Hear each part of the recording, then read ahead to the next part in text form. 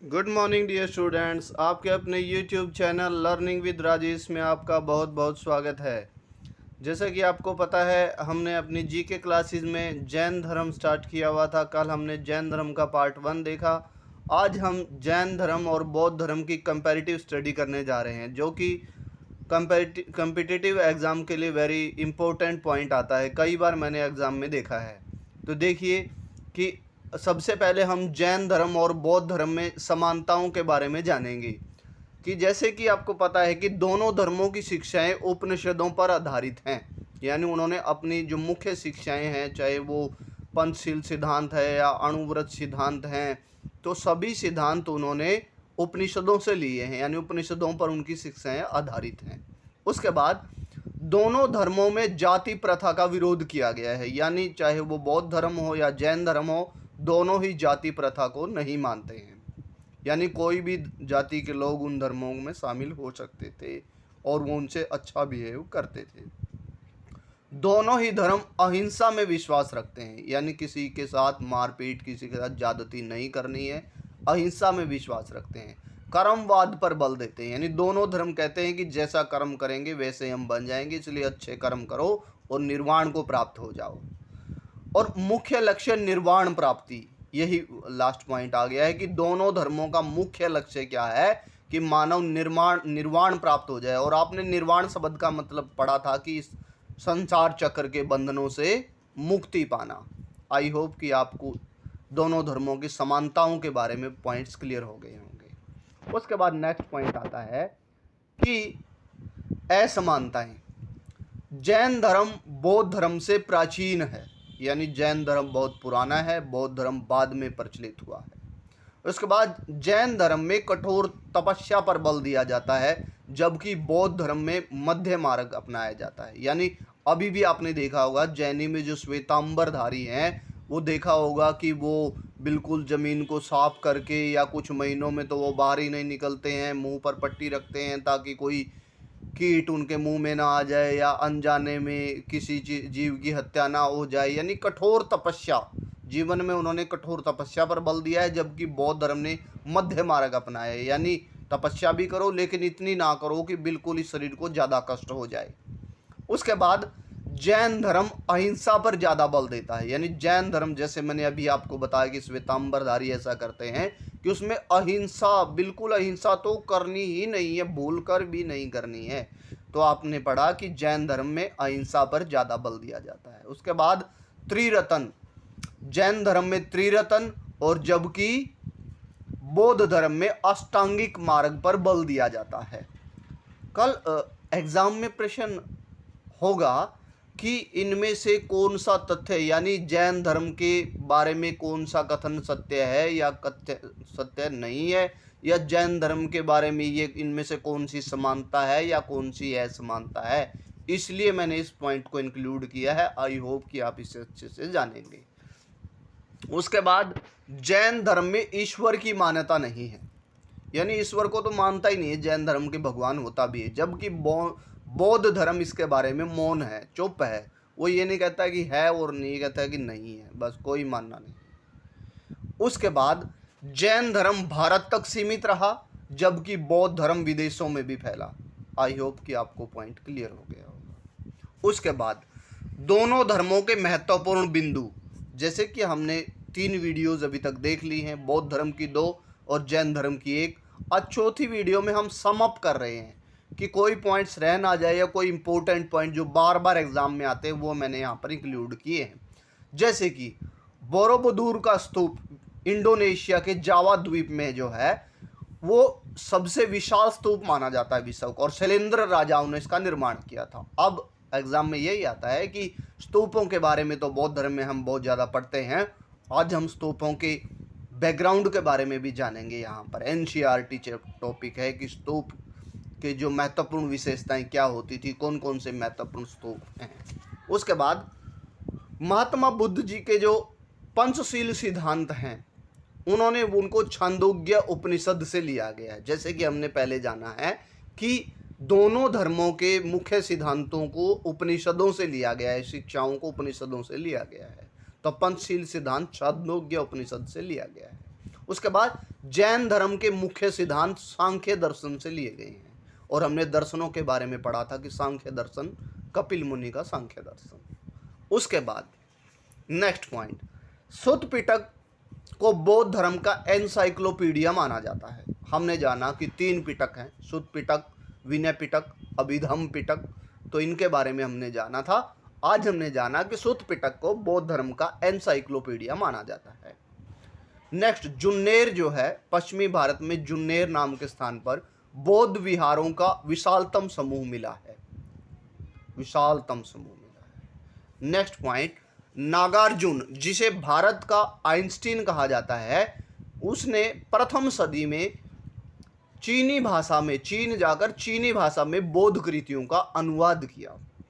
अब 3-4 प्रश्न यहीं से बन जाते हैं कि भारत का आइंस्टीन किसे कहा जाता है, नागार्जुन किस धर्म को मानने वाले थे, वो बौद्ध धर्म को मानने वाले थे, यानी बौद्ध भिक्षु थे, उन्होंने कौन सी सदी में और कहाँ जाकर चीनी भाषा में किन कृतियों का अनुवाद किया। तो आई होप कि आपको समझ आ गया होगा। उसके बाद थेरवाद, जो बौद्ध धर्म का प्राचीन समुदाय है, बौद्ध धर्म का थेरवाद। हमने कल पढ़ा था कि महिलाएं थेरी कहलाई, यानी जिन महिलाओं ने निर्वाण प्राप्त कर लिया था उन्हें थेरी कहा गया। तो थेरवाद का मतलब है जिसमें निर्वाण प्राप्ति पर बल दिया जाता था, ऐसा संप्रदाय।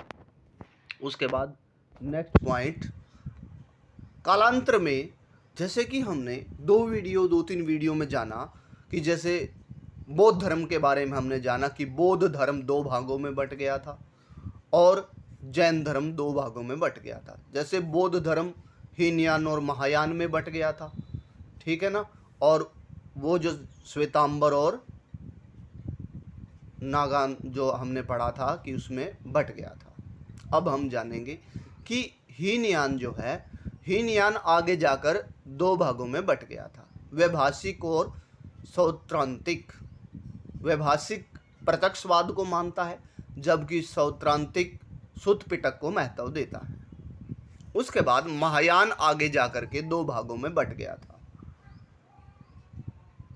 शून्यवाद और विज्ञानवाद। शून्यवाद के प्रवर्तक नागार्जुन है जबकि विज्ञानवाद के प्रवर्तक मैत्रेय ऋषि हैं। उसके बाद ऋग्वेद में ऋषभदेव व अरिष्टनेमि का वर्णन किया गया है, वेदों में भी उनके तीर्थंकरों का वर्णन किया गया है। उसके बाद जैन संघ, जो जैन संघ होता था उसमें जिन्होंने गृह त्याग दिया था उन्हें भिक्षु कहा जाता था, पुरुषों को भिक्षु और महिलाओं को भिक्षुणी, हमने पढ़ा था कि। उसके बाद श्रावक और श्राविका, यानी जो लोग जैन धर्म को फॉलो करते थे घर पर रह करके, उन्हें श्रावक और श्राविका कहा जाता था। आई होप कि आपको पॉइंट समझ आ गया होगा। जैन मठ, जैन मठों को बसादी कहा गया है और जैन ग्रंथों की भाषा अर्धमागधी थी।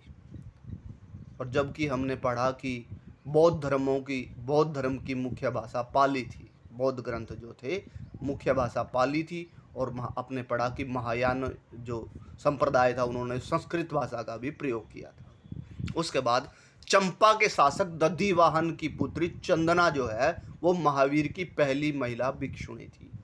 ये आपको इम्पोर्टेंट पॉइंट है, याद रखना है कि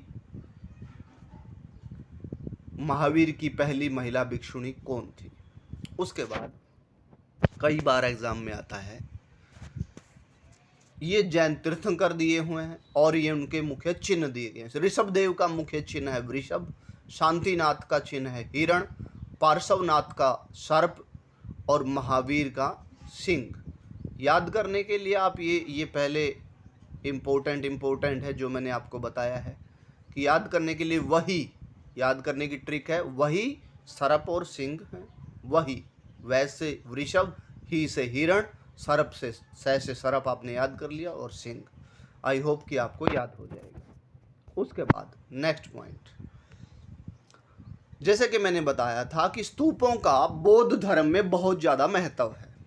अब स्तूपों की संरचना कैसी होती थी, ये तो आपने जाना कि स्तूपों पे अभिलेख लिखे गए होते थे। स्तूप जो है वो बौद्ध धर्म की धार्मिक मान्यताओं से जुड़ा हुआ है, उसमें महात्मा बुद्ध की अस्थियों को भी रखा गया है। तो बहुत से राजाओं ने, जैसे माना जाता है कि अकेले अशोक ने 84,000 स्तूपों का निर्माण करवाया था अशोकावादन एक बहुत बौद्ध ग्रंथ है, उसमें लिखा गया है। उसके बाद हमने जाना कि स्तूप की संरचना कैसी होती थी। स्तूप एक टीला होता था, माउंड होता था। आपने जाना कक्षा 6 एनसीईआरटी में जाना होगा आपने कि टीला होता था, माउंड होता था, और धीरे धीरे पहले वो कच्चे होते थे, फिर वो पक्के बनाए जाने लगे। उस टीले को अंड कहा जाता था। अब क्या किया जाने लगा, अंड के ऊपर एक हर्मिका यानी एक छज्जे जैसी आकृति बनाई जाने लगी, जिसे हर्मिका कहा जाता था। अब यही प्रश्न आते हैं एग्जाम में कि अंड के ऊपर एक छज्जे जैसी आकृति बनाई जाती थी, इनमें से उसे क्या कहा जाता था? उसे हर्मिका कहा जाता था। उसके बाद हर्मिका में देवताओं का निवास स्थान समझा जाता था, यानी जिसके बारे में भी वो स्तूपा बनाया गया है उसका निवास स्थान माना जाता था।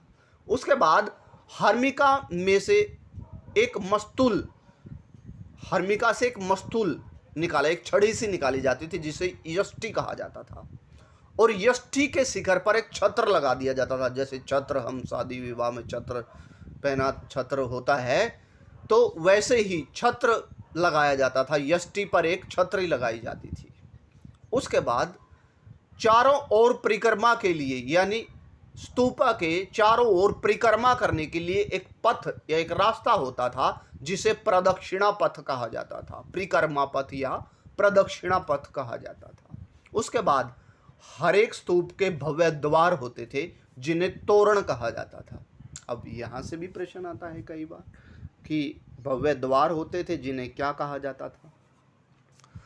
उसके बाद मुख्य स्तूप कौन कौन से हैं? आपने बहुत बार जाना होगा, एग्जाम में भी आते हैं कि मुख्य स्तूपों में सारनाथ है, सांची स्तूप है, बरहूत स्तूप है, अमरावती स्तूप है। इनमें से कुछ के बारे में आज हम एनसीईआरटी टॉपिक से जानेंगे।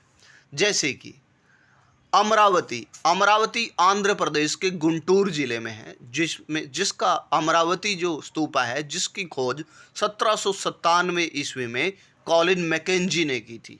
कई बार एग्जाम एचएसएससी एग्जाम में ये प्रश्न आया है।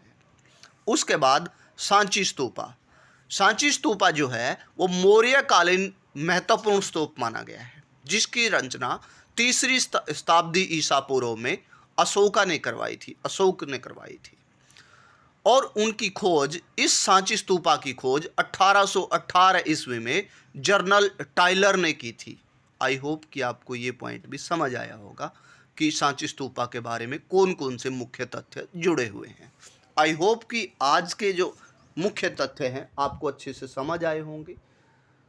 यदि आपको वीडियो अच्छी लगे तो please subscribe, like and share also. Thank you and have a nice day.